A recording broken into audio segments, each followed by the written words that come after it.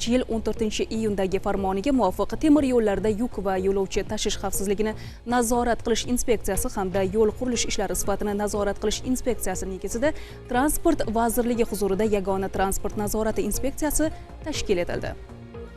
Bugunga kelib ushbu inspeksiya transport xizmatlari bilan bog'liq qonunbuzarliklarni aniqlash, ularga barham berish hamda sohadagi tartib-intizomni mustahkamlashdan iborat.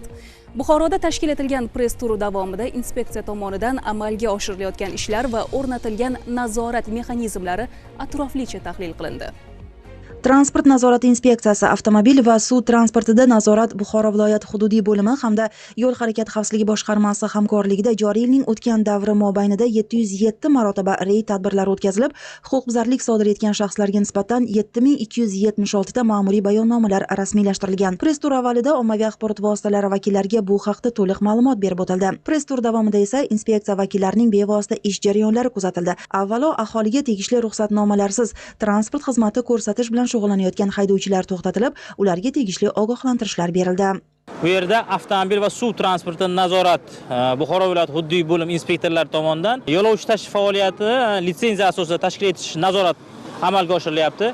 Barcha inspektorlar o'sha planshet qurilmasi bilan ta'minlangan va planshetni to'xtatganda ularga chiqadi. Barcha nimalarga ko'rib, agar litsenziya olgan bo'lsa, tegishli hujjatlari bo'lsa, bemalol faoliyatni davom ettiradi. Mabodo litsenziyasiz yo'lovchi tashish faoliyat yuritayotgan bo'lsa, ularga nisbatan belgilangan tartibda ma'muriy bayonnoma rasmiylashtiriladi. Bu kabi faoliyat turi bilan noqonuniy shug'ullanish nafaqat aholiga ko'rsatilayotgan xizmat sifatiga, balki boshqa qonun doirasida faoliyat ko'rsatayotgan tadbirkorlarga ham salbiy ta'sir ko'rsatmoqda. Damas lekin o'zini ichkari kirsa, o'zini damazi bor. Lekin yo'lanishsiz bu yoqqa chiqish uchun bizaga nagruska. Biza Damas liniyaga. Shunay.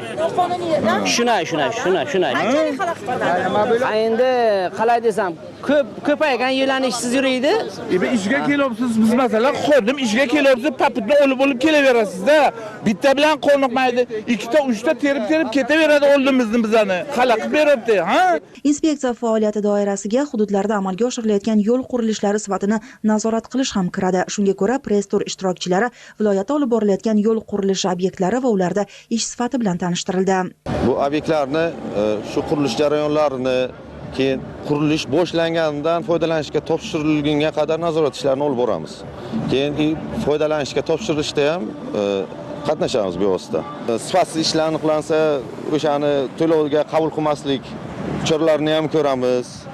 Unaqa ham aniqlaganmiz. Masalan, yil boshidan beri 700 milliondan ziyod sifatsiz ishlar aniqlab, keyin bartaraf ham qildirganmiz muddat berib. Press tur davomida shuningdek qazish va qayta tiklashni nazorat qilish, yo'l o'tkazgichlar holati, og'ir yuk transport vositalarining ruxsat etilgan yo'llardan harakatlanish tartibi, tarozi nazorati bo'yicha ham amalga oshirilayotgan ishlar bilan tanishtirib o'tildi. Jurnalistlarni qiziqtirgan savollarga oydinlik kiritildi. Bu kun Zilola Xudoyqulova, Davlatbek Kamolov, Buxoro.